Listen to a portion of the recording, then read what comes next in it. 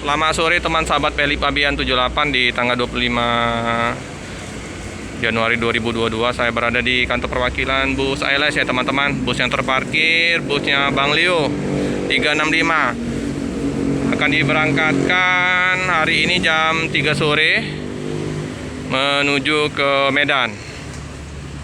Nah, ini Bang Leo lagi istirahat. Siap. Gimana penumpang sewa banyak Bang? Alhamdulillah ada rezekinya. Oke ya.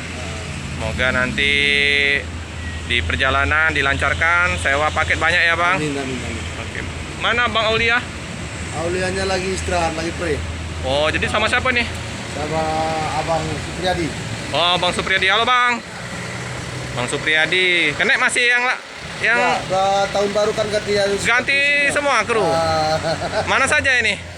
Mana saja? Lagi bermandi dua-dua itu satu. Oke. Nah, itu ya teman-teman. Bang Aliamsa lagi bersih-bersih bus. Nah, ya, nanti jam 3 informasinya lumayan ramai penumpangnya. Untuk karoseri Rahayu Sentosa ya teman-teman.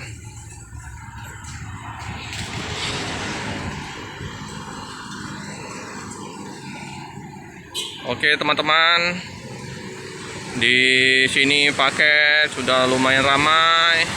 Ini untuk kolong, ya cukup lah ya.